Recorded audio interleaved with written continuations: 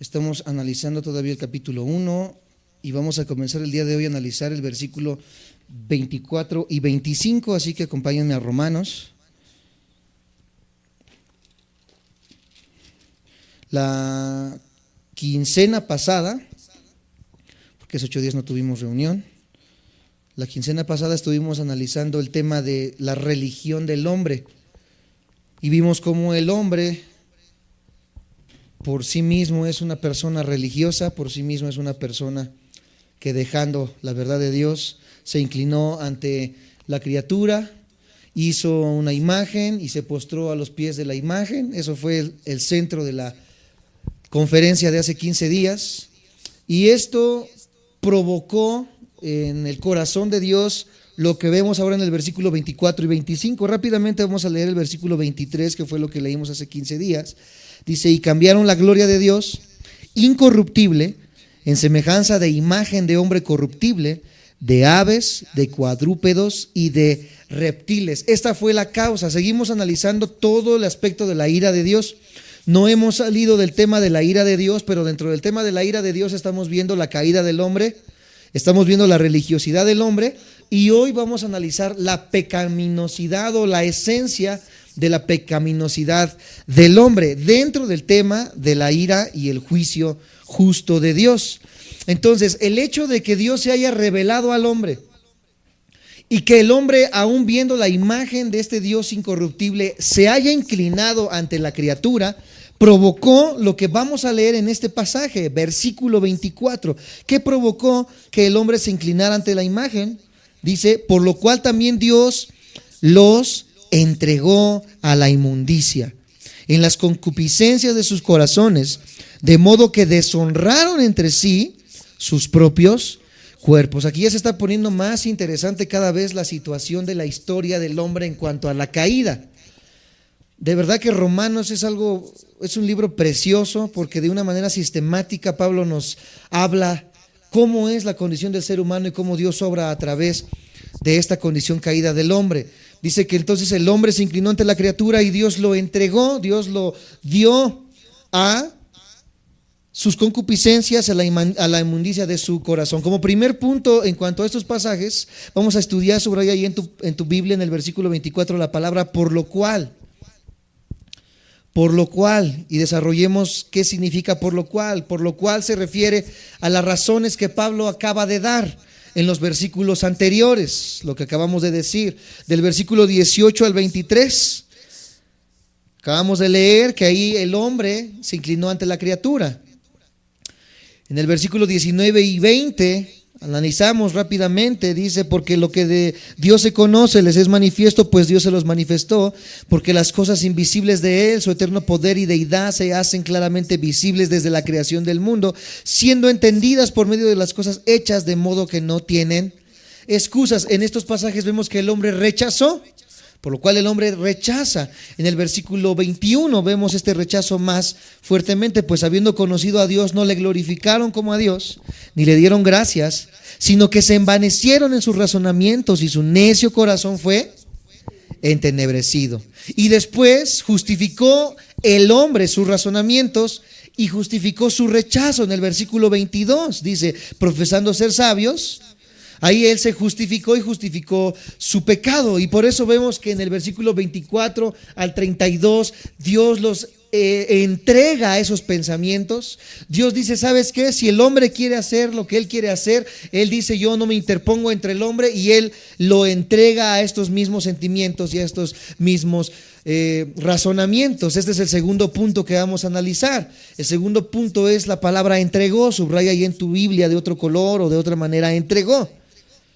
Por lo cual también Dios los entregó. La palabra entregó en el original griego es la palabra paradimi.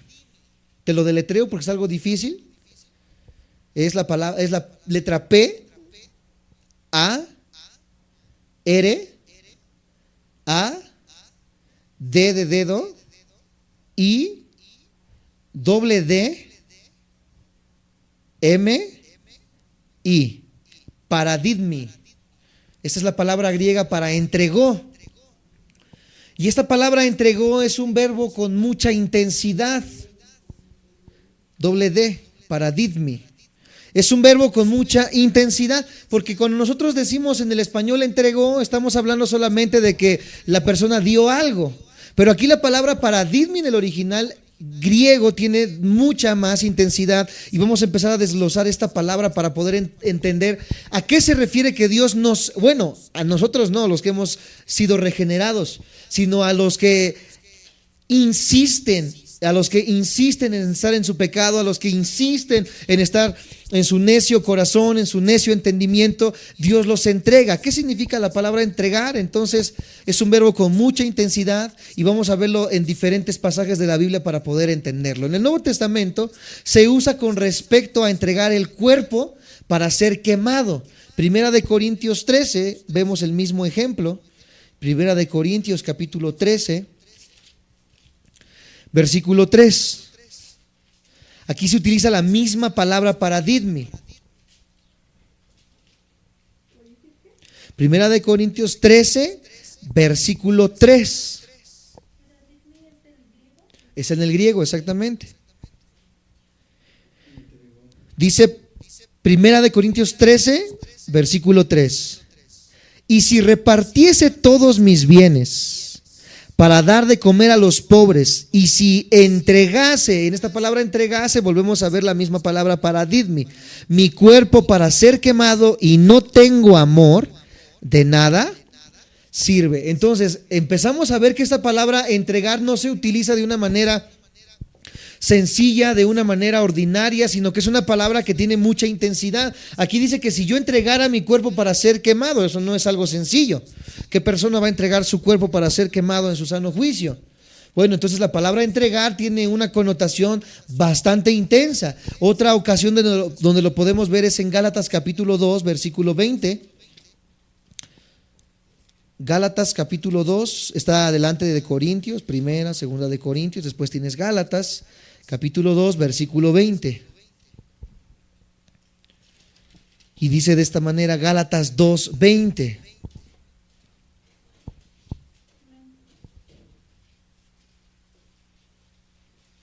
¿Lo tienen? ¿Me dicen amén todos? Dice, con Cristo estoy juntamente crucificado, y ya no vivo yo, mas vive Cristo en mí. Y lo que ahora vivo en la carne, lo vivo en la fe del Hijo de Dios, el cual me amó y se paradidmi, se entregó a sí mismo por mí. Ahora, entonces, la palabra paradidmi aquí toma totalmente otro sentido. Ya no es como entregar solamente la paga, ya no es como entregar solamente algo que encontraste. Aquí está hablando del mismo Dios en la persona de Cristo entregándose como sacrificio a los pecadores para salvación. Vemos una connotación de entregar todavía mucho más alta y mucho más sublime hablando de Cristo. Nuevamente en Efesios 5:2 volvemos a ver esta misma connotación. Acompáñenme por favor a Efesios. Estaba ahí atrasito de Gálatas,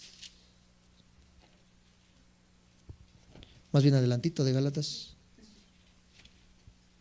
Efesios 5, versículo 2. ¿Lo apuntaron? Dice, y andad en amor, como también Cristo nos amó y se entregó nuevamente a sí mismo por nosotros, ofrenda y sacrificio a Dios en olor fragante. Entonces, aquí en el versículo 25 leemos nuevamente esto, ahí en Efesios 5, acompáñenme al versículo 25. Dice, maridos, amad a vuestras mujeres, así como Cristo amó a la iglesia y se entregó a sí mismo por ella. Aquí entonces estamos entendiendo que la palabra entregar no tiene un significado sencillo como nosotros lo podemos ver en el español. Tenemos que sentar la base de la palabra entregar en la connotación bíblica, que es una palabra con mucha intensidad. Vemos otro ejemplo, pero ahora empleándose en un sentido jurídico para referirse a meter a un hombre a la prisión. La palabra entregar de un aspecto jurídico para entregar a un hombre a la prisión. Marcos capítulo 1, versículo 14. Marcos 1, 14.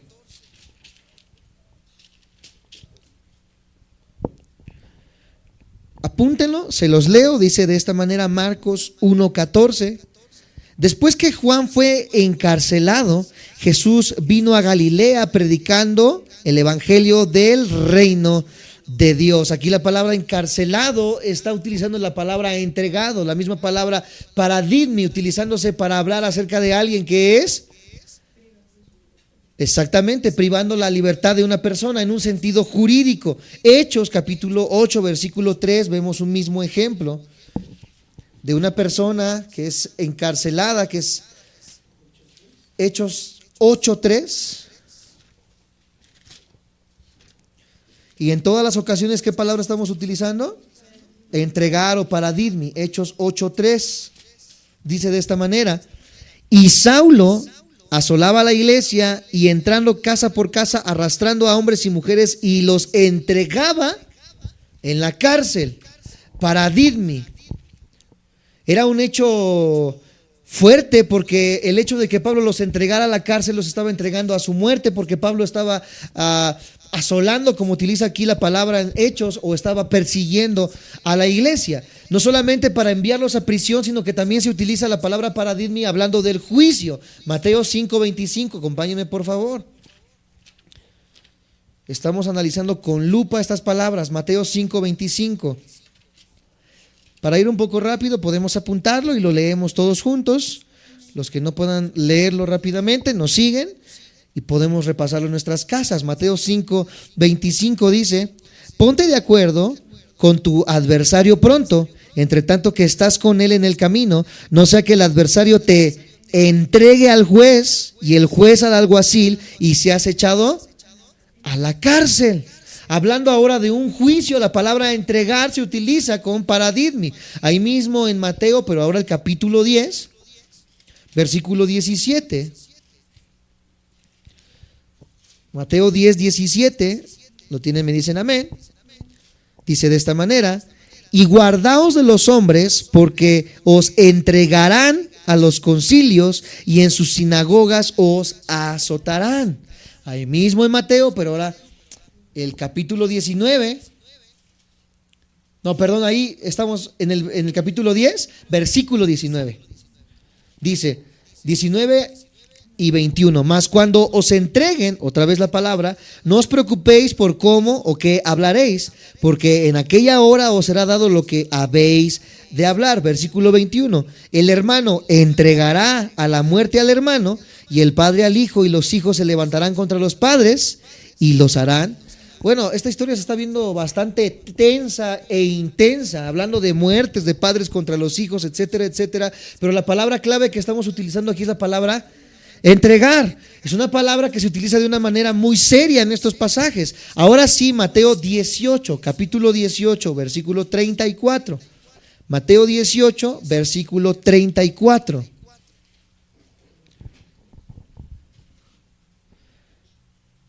Dice de esta manera: entonces su señor, enojado, le entregó a los verdugos hasta que pagase todo lo que le debía. Aquí ya estamos viendo la palabra entregar, pero ahora a una manera de paga por algo que se hizo. Dice que le entregó a los verdugos hasta que él pagó, ¿qué cosa?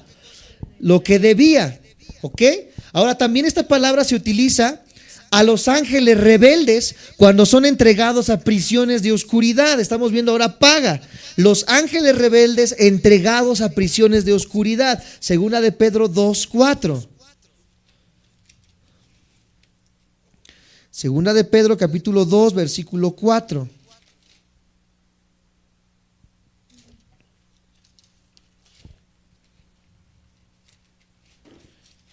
Lo tienen, me dicen amén.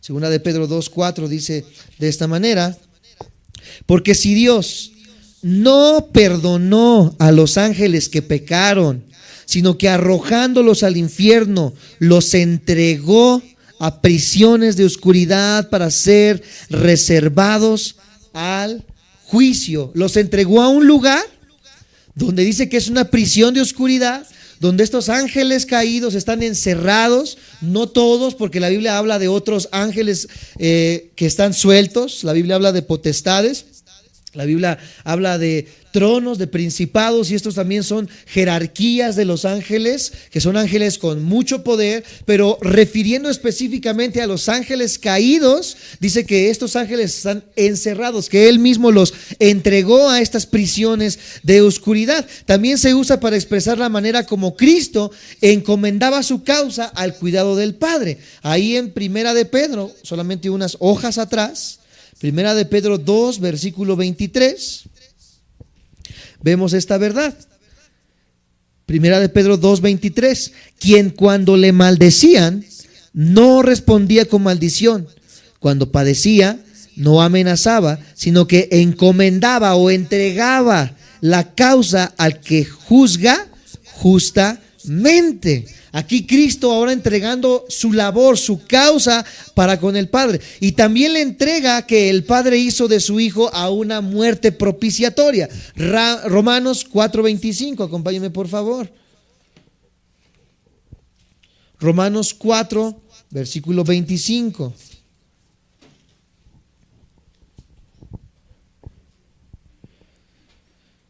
Dice Romanos 4:25, el cual fue entregado por nuestras transgresiones y resucitado para nuestra justificación. Ahí mismo en Romanos, pero el capítulo 8, versículo 32. Romanos 8, 32. Amén. Dice, el que no escatimó ni a su propio Hijo, sino que lo entregó por todos nosotros, ¿cómo no nos dará también Él todas las cosas?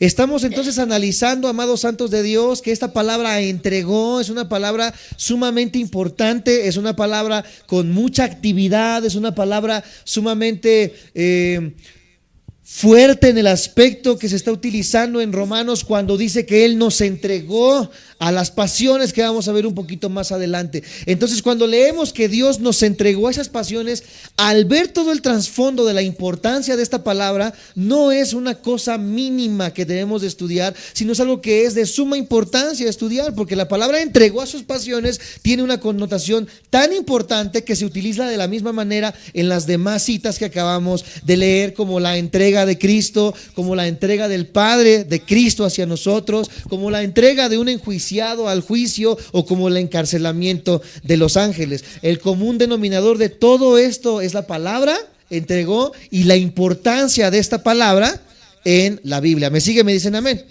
Ok, el segundo punto que vamos a analizar es que la entrega o abandono de la humanidad pecadora por parte de Dios tiene dos sentidos. El primer sentido es un sentido indirecto y el otro sentido es un sentido directo. El abandono de Dios para con nosotros tiene dos sentidos. O sea, cuando nosotros abandonamos ya a Dios, ya Dios dice que Él nos entregó a nuestras pasiones. Ya dice que esto es algo muy importante. ¿Por qué? Porque la cobertura de Dios, la guianza de Dios en una persona que reiteradamente quiere seguir viviendo en su pecado, reiteradamente quiere seguir viviendo en promiscuidad, deliberadamente quiere seguir pecando, quiere seguir robando, aún ya conociendo la verdad, aún ya conociendo que ha sido salvado, que ha sido regenerado, la persona aún ya conociendo el evangelio insiste en seguir pecando. Las personas que dicen, sí, yo peco, pero Dios me perdona hasta siete veces, o 70 veces 7, etcétera, etcétera. Sí, pero el aspecto que estamos analizando el día de hoy y todos los meses que hemos estudiado la ira es de que esta paciencia de Dios tiene un límite. Este amor de Dios y esta paciencia de Dios tiene un límite, y la persona no puede estar fallando siempre, esperando que Dios perdone siempre, sino que Dios llega un momento que se ira, se enoja para con el pecado y dice, hasta aquí llegaste, ya no más amor, ya no más paciencia, ya no más tiempo para ti. Tuviste todo el tiempo para poder redimirte, tuviste todo el tiempo para poder arrepentirte. Hoy llega el momento en que comienza el juicio de la persona en vida, hablando del tiempo en el que estamos viviendo, y el juicio comienza cuando Dios nos entrega hacia el pecado. Cuando Dios dice, no quieres nada conmigo, bueno, chato, vete a tus pasiones.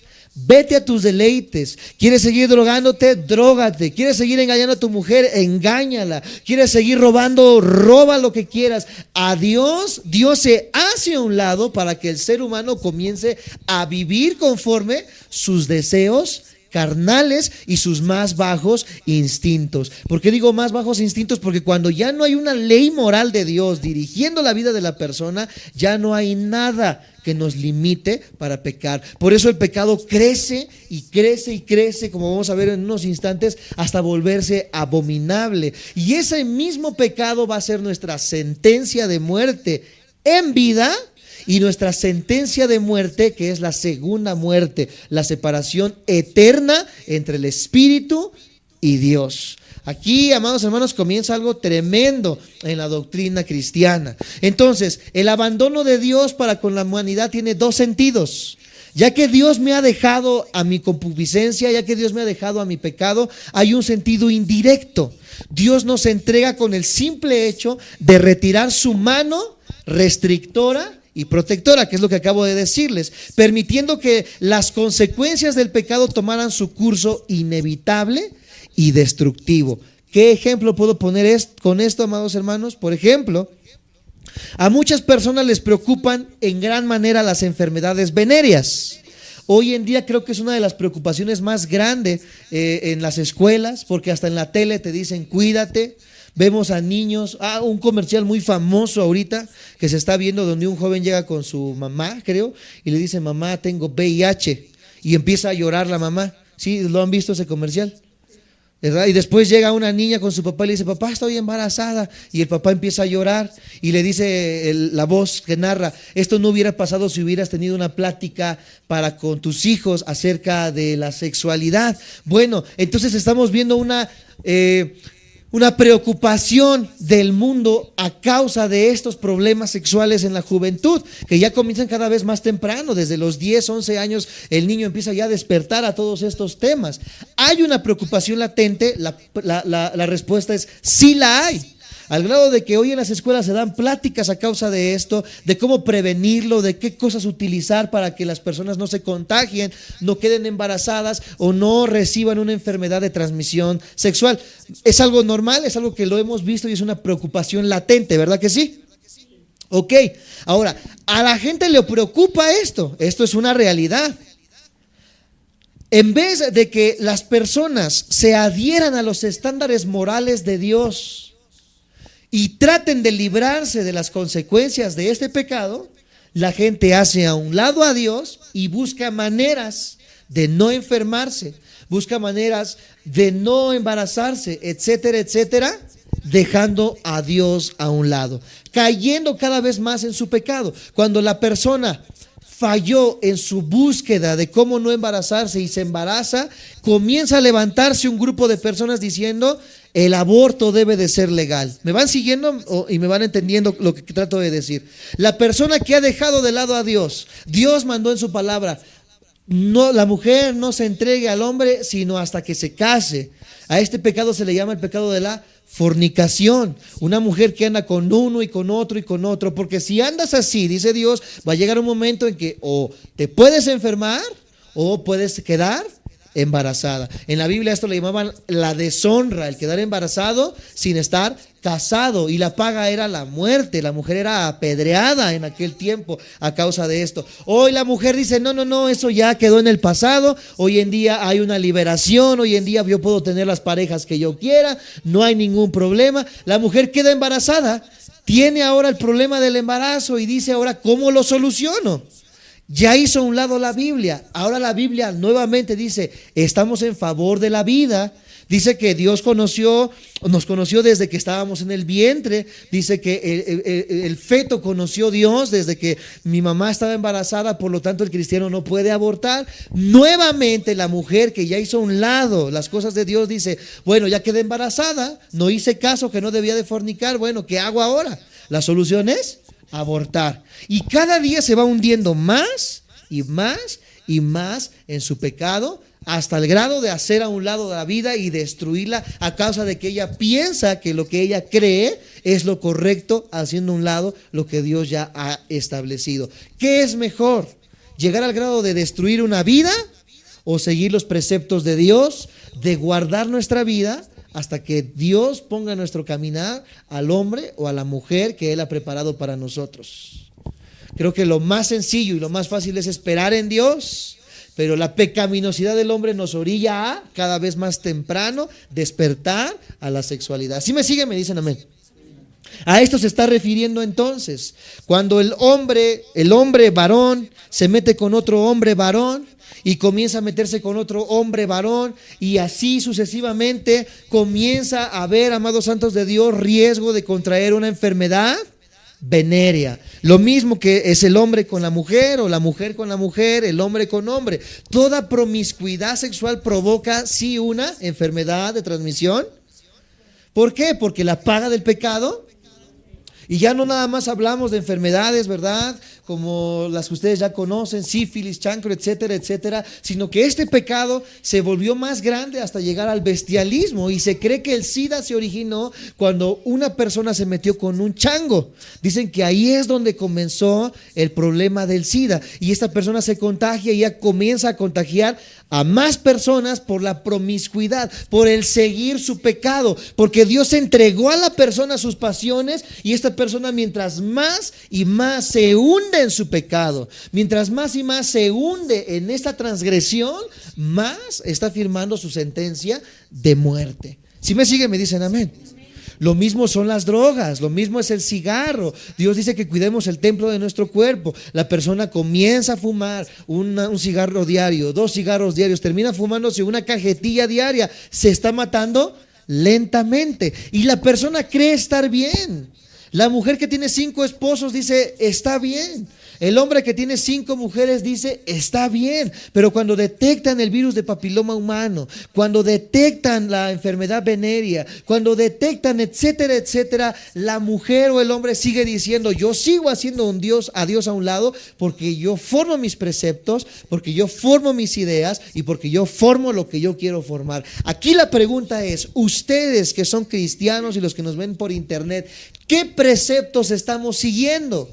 ¿Los preceptos bíblicos o mis ideas o mis pensamientos? Mientras más yo siga los preceptos bíblicos, bendición y vida viene a mi vida. Pero mientras más yo sigo mis propios preceptos, va a llegar un momento en que Dios va a decir, ¿tú quieres seguir tus ideas? ¿Tú quieres seguir tu pecado? Adelante, la puerta está abierta. Destrúyete, ser humano, porque no quisiste oír mi voz. Lo único que puedes obtener es la paga de tu pecado, que es la muerte. ¿Me sigue? Me dicen amén. Entonces, qué interesante es esto, amados santos de Dios. ¿Por qué la gente se pregunta, bueno, hasta qué punto Dios o por qué Dios permite todas estas cosas? Dios permite todas estas cosas, ¿por qué? Porque el hombre no quiere seguir los preceptos de Dios. ¿Por qué hay tanta enfermedad hoy en día? Porque el hombre no quiere seguir los preceptos de Dios. Y podemos seguir con un montón de ejemplos de cómo el hombre trata de resumir su ideología con consejería, con la medicina, con la psicología, con drogas, con viajes y un sinnúmero de otros medios para escapar de lo que no pueden escapar mientras su pecado no sea quitado de en medio. ¿Cuál es la solución a todo el mal que estamos viendo? El arrepentirse y venir a los pies de Cristo. En segundo lugar, ese fue el aspecto indirecto. Las leyes que Dios ya ha establecido, la paga del pecado es. Pero ahora hay un aspecto directo a la persona que ha sido entregada a sus pasiones. Este aspecto directo, amados santos de Dios, es que Dios entrega y abandona a la humanidad rebelde con actos específicos de juicio. Ya no con leyes, sino con actos específicos de juicio. La Biblia está repleta de historias de ira divina que Dios derramó sobre personas, sobre ciudades, etcétera, etcétera, como es el ejemplo de Noé con el diluvio, como es el ejemplo de Sodoma y de Gomorra, y que no fueron consecuencias naturales, porque cuando uno peca no llueve fuego del cielo, sino que fue una consecuencia directa de un juicio de Dios directo hacia una ciudad. sino que son expresiones abiertas y sobrenaturales del juicio de Dios contra pecadores que no se habían arrepentido de sus pecados. ¿Me siguen? Me dicen amén. Dios permite entonces con frecuencia que los hombres se hundan cada vez más en el pecado a fin de llevarlos a la desesperación, y todavía en su misericordia mostrarles la necesidad que el hombre tiene de Dios. Muchas veces Dios castiga a los hombres con el fin de sanar y de restaurar. Hay veces que tu pecado ha llegado a un punto tan alto que Dios tiene que castigarte. ¿Sí me están entendiendo y me están escuchando? ¿Verdad? Si están comprendiendo lo que les estoy diciendo, porque es algo importantísimo lo que les estoy diciendo.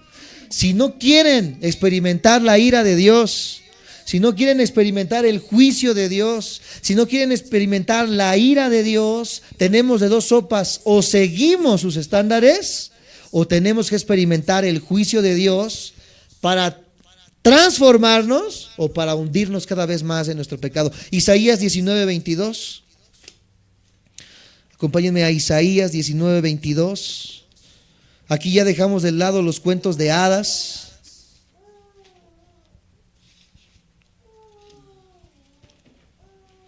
Isaías 19:22 dice de esta manera: y herirá Jehová a Egipto, herirá y sanará, y se convertirán a Jehová, y les será, ¿qué? Clemente, y los sanará. ¿Cómo Jehová iba a utilizar, o de qué se iba a valer para que Egipto cambiara? Los iba a herir. Dios muchas veces hiere a las personas con una enfermedad, con una falta de empleo, con una muerte, con algo que te duele verdaderamente, para que la persona pueda entender. Lo voy a volver a repetir, los que nos ven por internet y los que estamos aquí presentes. Si nosotros seguimos insistiendo en nuestro pecado, a todos los que estamos aquí los amo con todo mi corazón, pero les tengo que decir esto porque yo lo he experimentado. Si queremos seguir en nuestro pecado, lo único que vamos a conseguir es que Dios trate con nuestra vida donde más nos va a doler. Dime qué es lo que más amas, y es donde Dios va a herir. ¿Tus hijos? ¿Tu salud? ¿Tu dinero? ¿Tus padres? ¿Tu casa? Bueno, Dios dice: sigue en la condición en la que estás y yo te voy a herir. Yo no puedo hablarles abiertamente de mi vida, porque hay cosas muy secretas que solamente mi esposa y yo podemos saber, pero ciertamente yo les puedo decir que cuando yo estaba más hundido en el pecado, Dios tuvo que tratar con mi vida a manera de que me pusiera un alto en seco completamente. Y ya no estoy hablando de ideologías o de filosofías, es algo que llegó a mi vida específicamente y que la gran mayoría ni siquiera se pueden imaginar lo que es, pero que causó un profundo dolor dentro de mi vida y que hizo que yo cambiara la perspectiva de mi vida, y que al día de hoy Dios me sigue recordando de repente. Y que al día de hoy Dios me sigue trayendo a mi vida de repente para acordarme cuán frágil soy. Hablando de enfermedades, hablando de economía, hablando de cualquier área, amados santos de Dios, Dios da donde más le duele al hombre. Y esto es una amenaza, hermano, velo como quieras, pero Dios no puede ser burlado. Sigue la condición en la que estás siguiendo y Dios te va a herir donde más te duele. Es una advertencia que yo les tengo que dar ahorita, y que Jehová mandó a sus profetas en algún momento a decirle al pueblo, y que hoy sigue utilizando y valiéndose de hombres para poder decirles a ustedes que, como nosotros ya lo vivimos, ya lo experimentamos, sigan viviendo de la manera en la que están viviendo, y Dios va a tener que tratar con ustedes. Pero ¿por qué tiene que tratar con mi hijo? ¿Por qué tiene que tratar con esta área, con aquella? Dios es soberano y trata como Él quiere tratar. Tú no vas a ponerle reglas a Dios. Tú no vas a decirle de qué manera, porque Él sabe dónde tu corazón va a flaquear. Porque Él sabe dónde desbarajar tu corazón para hacerlo pedazos, y para que ese hombre fuerte que eres, diciendo: yo hago lo que quiera, cuando quiera y como quiera, Dios te dice: mira, yo sigo siendo el fuerte y puedo despedazar lo que tú eres en un instante y destruir tu vida en un instante, para que no creas que eres Dios. Es una advertencia tremenda de Dios para los que estamos aquí presentes y los que nos ven por internet. Y que no son cuentos de hadas, vuelvo a repetirlo. Sigamos en una vida de pecado y Dios va a tener que tratar con nosotros como a Él mejor le parezca. Y no va a ser una llamada de atención, no va a ser que pierdas tu trabajo. Él te va a llevar hasta lo más vil y te va a destrozar la vida a manera de que entiendas de que tú no eres Dios. Qué triste, ¿verdad? Cuando trata con tu propia vida, pero al fin de cuentas dices, bueno, mi vida es mi vida y yo la estoy destrozando. Pero cuando llega a tocar a algo que tú amas fuera de ti, es cuando tu mente empieza a recapacitar y dice, ¿por qué lo hice? ¿Por qué lo hice? Yo pensaba que era algo que no tenía importancia, yo pensaba que el amante, yo pensaba que la droga, el alcohol no tenían ningún efecto sobre de mi vida, mi condición, etcétera, etcétera. Pero cuando llega el momento, amados hermanos, a veces ese daño es irreversible. Es irreversible, ya no se puede volver atrás porque es la paga de una vida de constante rebeldía en contra de los preceptos de Dios. Dios puede castigar, Dios puede atormentar, Dios puede hacer algo, por supuesto. Estamos viendo en Romanos cómo ahora esta perspectiva de Dios que ya dejó ahora esta misericordia, pero que aún sigue siendo misericordia, porque incluso el hecho de que te lleve a ese nivel es misericordia de Dios, porque Él quiere que tú vuelvas a voltear tu mirada para con Él. Si Él ya no pudo hacerlo con un pastor, si Él ya no pudo hacerlo con tu hermano, con tu hermana que te hablaban, si Él no pudo hacerlo ya con tu amigo, con tu amiga, si Él no pudo hacerlo ya con enlace o con la televisión, Él lo va a hacer de maneras en las que tú ni siquiera te puedes imaginar ahorita, pero que cuando llegue el juicio de Dios va a ser algo que vas a lamentar y vas a sufrir y vas a llorar como nunca lo has hecho en tu vida. Así de duro se vuelve el evangelio con una persona que vive engañándose a sí mismo, creyendo que puede burlar a Dios. Y esto es tremendo, hermanos. ¿Por qué la iglesia vive como vive? Porque el pastor o los pastores ya no hablan de esto a la iglesia. Por eso la iglesia hace lo que quiere y vive como quiere. Y si quiere viene, si quiere no viene, si quiere sirve, si quiere no sirve, si quiere hace, si quiere no hace. Por eso viven teniendo una doble vida. Pero nuestro deber es ahorita decirles a ustedes el precio tan alto que se paga, el no seguir y el no servir a Dios como debe de ser. Parece que es muy fácil, parece que es muy sencillo seguir viviendo la vida como la vives, pero cuando realmente chocas con la realidad, se los digo así, quisiera abrirme con ustedes, decirles cómo yo sufrí en algún momento a causa de este impacto que Dios hizo a mi vida y que de repente me llega a dar unos sustos en mi vida. Cuando se me empieza a olvidar lo frágil que soy. Pero es algo con lo que no se juega de verdad. Es algo con lo que no se puede jugar en tu vida. Porque cuando llega a tu vida es irreversible. Porque Dios te recuerda que tú eres frágil. ¿Y para qué llegar a ese momento? ¿Para qué? Y dirán algunos, bueno, pero si eres pastor, ¿a poco todavía Dios te sigue recordando? Creo que no hay persona a la que Dios tenga que recordarle más que a los que estamos delante de ustedes. La santidad que debemos de vivir como siervos de Dios. Y ustedes como congregantes, como discípulos, ustedes también tienen que saber que la santidad es algo con lo que no se juega. En tu matrimonio, el hecho como tú tienes la relación para con tu esposa, hablando en la relación interpersonal y en las relaciones sexuales, hablando de todos los aspectos, la vida del matrimonio tiene que ser santa, tu relación con tus hijos tiene que ser santo, tu relación con tu empleo y tu trabajo y tu patrón y tus amigos debe de ser santo, la forma en la que te desempeñas es la manera en la que Dios va a obrar contigo, para bendición o para destrucción. Qué tremendo es entonces, amados santos de Dios, el conocer a Dios. Fue a causa de que las concupiscencias de sus corazones estaban en pos de la inmundicia que Dios abandonó a los hombres a su pecado. O sea, no fue porque a Dios le plació, sino porque el hombre no quiso seguir a Dios, que Él tuvo que tratar con el hombre de esta manera. La perdición de los hombres no está determinada por las circunstancias externas de sus vidas, sino por la condición interna de sus corazones. Básicamente, el pecado en sí no es lo que yo hago, sino lo que me orilla a hacerlo. ¿Sí me explico? La condición del corazón del ser humano es lo que provoca esta ira en contra de Dios. Mateo 15, 19 al 20, acompáñenme por favor. Mateo 15, 19 al 20. Dice de esta manera: porque del corazón salen los malos pensamientos, los homicidios, los adulterios, las fornicaciones, los hurtos, los falsos testimonios, las blasfemias. Estas cosas son las que contaminan al hombre, pero el comer con las manos sin lavar no. ¿Por qué? ¿Qué está hablando aquí? Eso de las manos sin lavar, ¿qué tiene que ver? Algunos dirán. Bueno, es que los judíos decían que no podían sentarse a la mesa y comer si no se lavaban las manos antes de comer, pero lo hacían de una manera ya religiosa, dándole poderes al agua, creyendo que al lavarse las manos estaban haciendo algo bien delante de Dios, dándole poderes sobrenaturales al agua. Por eso Dios dice: no te fijes si comes con las manos sucias, fíjate de cómo está tu corazón.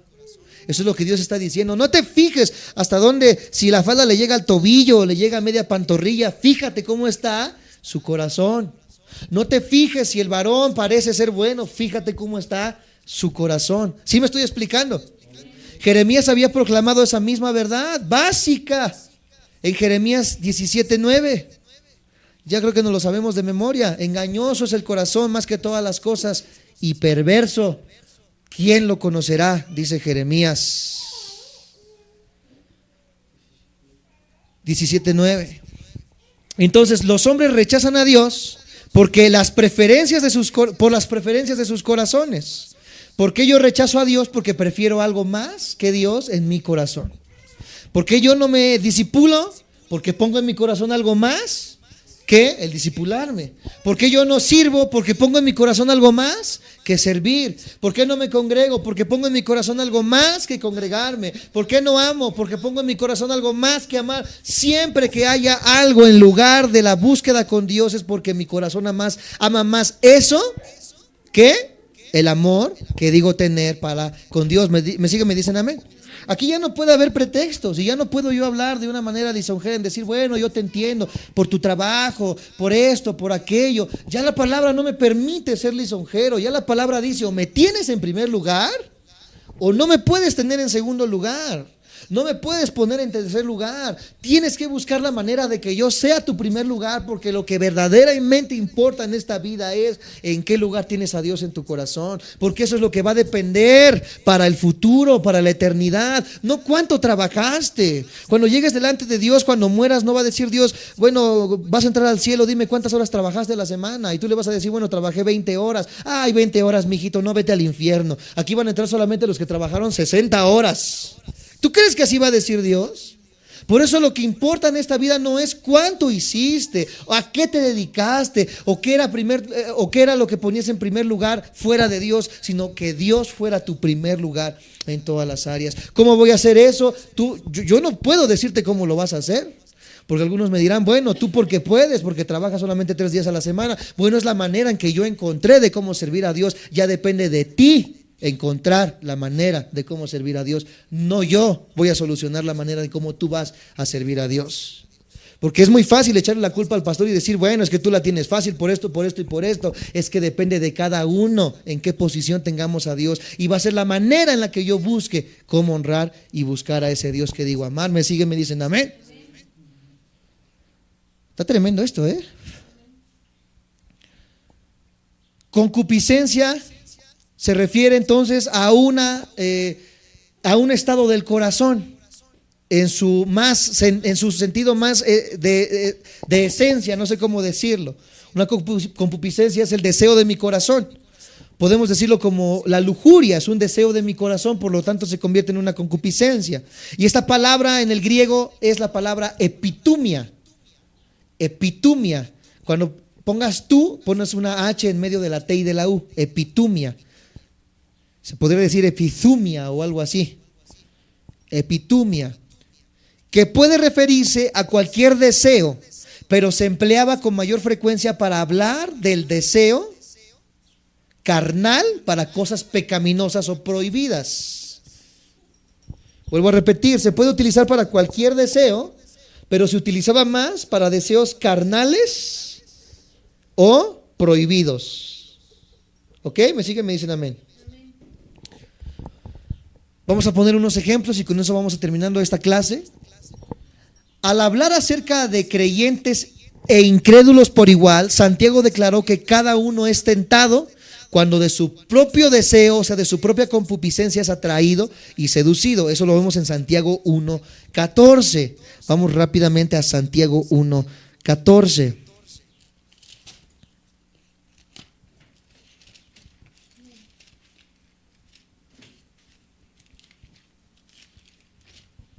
Santiago 1:14 dice de esta manera: sino que cada uno es tentado cuando de su propia concupiscencia es atraído y seducido.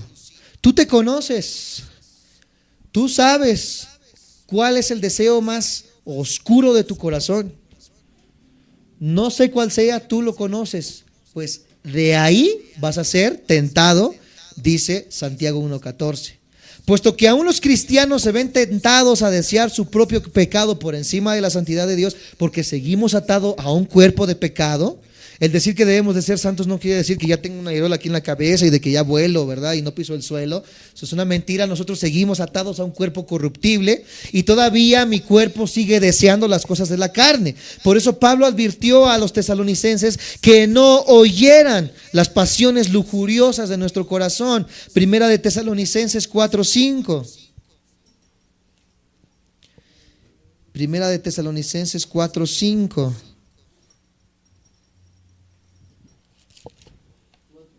Así es.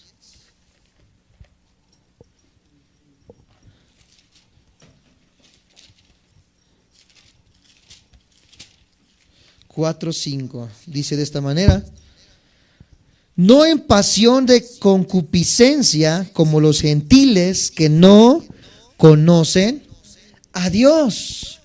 Él nos recuerda entonces que no debemos vivir conforme los deseos de nuestro corazón. Van a aflorar en algún momento, por supuesto, porque están ahí, pero que no debemos oír estos deseos. Él recordó ahora a los efesios que todos nosotros vivimos en otro tiempo en estos mismos deseos de la carne, haciendo la voluntad de la carne. En Efesios 2:3, acompáñenme rápidamente.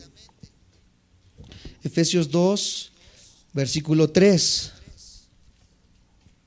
Entre los cuales también todos nosotros vivimos en otro tiempo, en los deseos de nuestra carne, haciendo la voluntad de la carne y de los pensamientos, y éramos por naturaleza hijos de ira, lo mismo que los demás. Todos nosotros lo fuimos en algún momento, pero si tú te llamas cristiano, ya no puedes seguir cediendo a estos mismos sentimientos. Para terminar, dice que Él nos entregó a la inmundicia. Esta palabra en el original griego es la palabra akatarsia, con K de kilo, akatarsia. Y nuevamente una H entre la T y la A, akatarsia. Akatarsia, exactamente. Y era un término usado para referirse a impurezas en general. ¿Qué se te viene a la mente como impureza? Barritos, ¿no? Son impurezas. No de ese tipo de impurezas, es algo más profundo.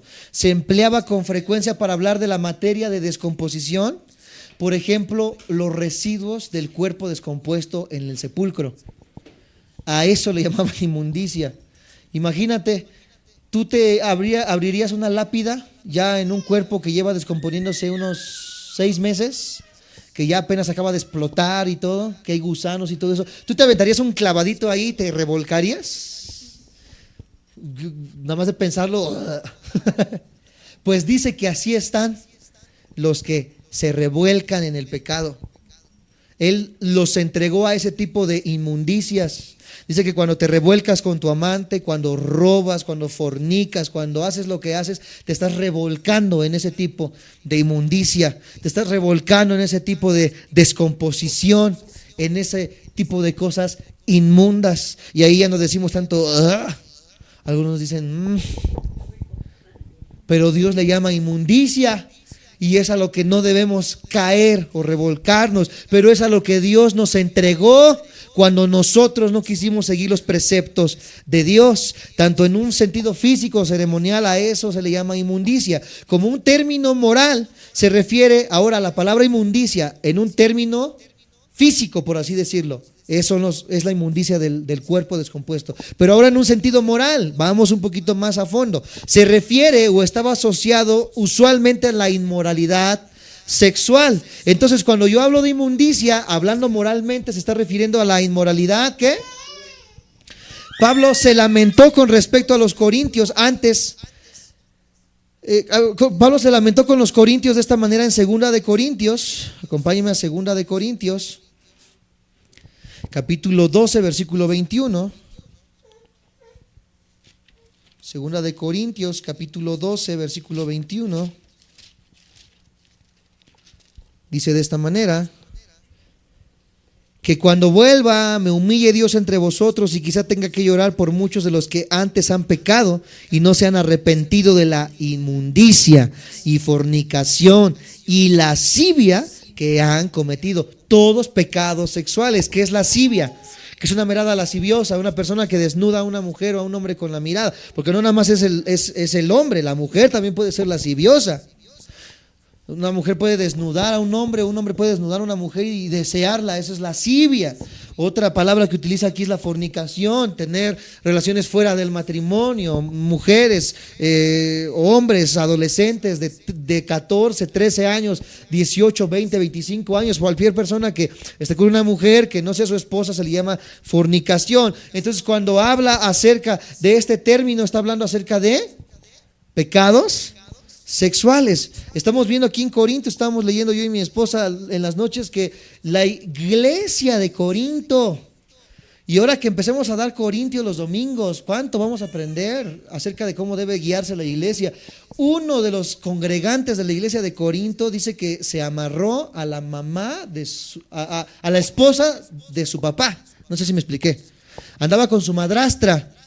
Y así iba a la iglesia, y así participaba de la cena del Señor, y así participaba de los dones. Tenía dones del Espíritu, pero andaba con su madrastra, andaba en fornicación, andaba en pecado, y era de la iglesia de Corinto. Imagínate nada más, si eso era en el tiempo en que Pablo estaba con ellos, imagínate cómo está la iglesia hoy en día. Descubrimos que pastores tienen 5 o 6 esposas dentro de la iglesia, o novias, o no sé cómo decirles. Descubrimos cómo un hombre anda en pecado, etcétera, etcétera, y hace y deshace, pero todo está por debajito del agua. Nadie se da cuenta. ¿Por qué? Porque todo lo hacen a escondidas. Él usó los mismos 3 términos al comienzo de la lista de Gálatas 5. Vamos a Gálatas, allá adelantito donde estaban en Corintios, ya cuando estamos terminando. Gálatas 5, 19 al 23. ¿Cuántos se saben los frutos del Espíritu? ¿Verdad? Pues antes de los frutos del Espíritu vemos estas 3 palabras utilizadas en contraste con los frutos del Espíritu. Gálatas 5, 19 al 23, ¿lo tienen? Me dicen amén. Dice: y manifiestas son las obras de la carne, que son adulterio, fornicación, inmundicia, lascivia, idolatría, hechicerías, enemistades, pleitos, celos, iras, contiendas, disensiones, herejías, envidias, homicidios, borracheras, orgías y cosas semejantes a estas, acerca de las cuales os amonesto, como ya los he dicho antes, que los que practican tales cosas no heredarán el reino. Y de ahí viene más el fruto del Espíritu se pone toda la cosa bonita después. Vemos entonces cómo fornicación, inmundicia, avaricia, amados santos de Dios, son los problemas más grandes de la iglesia hoy en día. Para terminar, sí, Gálatas 5, 19 al 23, y para terminar Efesios 5, 3. Efesios 5, 3. ¿Lo tienen? Me dicen amén. Se vuelve a repetir. Efesios 5, 3, pero fornicación y toda inmundicia o avaricia ni aun se nombre entre vosotros, como conviene a santos. ¿Somos llamados santos? Decimos amén. Pues aquí ni aún se nombre todo esto. Cosas semejantes a estas. ¿A qué te suena inmundicia? Ya vimos que es revolcarse en el pecado. Cualquier cosa que sea semejante a inmundicia, ni aún se nombre en la iglesia. Y aquí es donde comenzamos a ser cada vez más tajantes en la santidad que debe de haber en el pueblo de Dios. Qué tristeza que la iglesia cada día más se parezca al mundo, en vez de que el mundo se adecue cada vez más a la iglesia. Tenemos eventos, tenemos cosas que hacen atrayente al hombre hacia la iglesia, discotecas cristianas, fiestas cristianas, que aparentemente son cristianas porque ponemos música cristiana, etcétera, etcétera, pero estamos adecuando la iglesia al mundo para que el mundo venga y no se sienta incómodo. Pero la idea no es que el mundo no se sienta incómodo, la idea es que el mundo se incomode con nuestra diferencia. ¿Sí me explico? O sea, tenemos que ser diferentes al mundo. No somos del mundo, dice la Biblia. Es que sí, pero es una fiesta cristiana. No puede haber fiestas cristianas, entre comillas, pareciéndose al mundo, porque entonces son del mundo. La iglesia tiene que ser diferente al mundo, y el mundo tiene que ver la diferencia entre lo que somos nosotros y lo que es el mundo. Si me dicen amén. Oye, pero qué duro está la cosa. Bueno, si sientes que es muy duro y que es muy difícil, aquí es donde Dios dice, bueno, tú decides. Yo te puedo entregar a tu inmundicia, como estamos viendo ahorita. Porque Él no está forzando a nadie. Él está forzando, más bien Él está llamando a aquellos que, siendo regenerados, se gozan en la justicia y se gozan en las cosas que Dios nos ha dado. Si tú no te gozas en la justicia de Dios, si tú no te gozas en la santidad de Dios, hay dudas muy grandes en cuanto a que verdaderamente seamos llamados cristianos e hijos de Dios. Se pone dura la cosa todavía en Romanos, y todavía no pasamos ni al capítulo 2. Se va a poner cada vez más difícil y más difícil para aquellos que no han sido regenerados. Porque para aquellos que han sido regenerados, cada día el gozo de leer Romanos y de estudiarlo va a ir creciendo, y va a ir creciendo. ¿Por qué? Porque nos deleitamos en el gozo de la santidad de Dios. Así como están, inclinen su rostro y vamos a darle gracias a Dios por su palabra. Señor Jesús, en esta hora te agradecemos infinitamente el que tú nos adviertas. Así como cuando tú enviaste a Noé a advertir de un diluvio, cuando los hombres se reían de él y le decían que estaba loco, que durante 100 años tuvo que soportar la burla de las demás personas que no creían que tú ibas a destruir la maldad a través de una inundación universal. Así como tú enviaste a Lot a decirle a Sodoma y Gomorra que si encontraban solamente a uno justo, tú no lo destruirías, pero que ellos quisieron seguir en su homosexualismo, en su lesbianismo, en su bestialismo.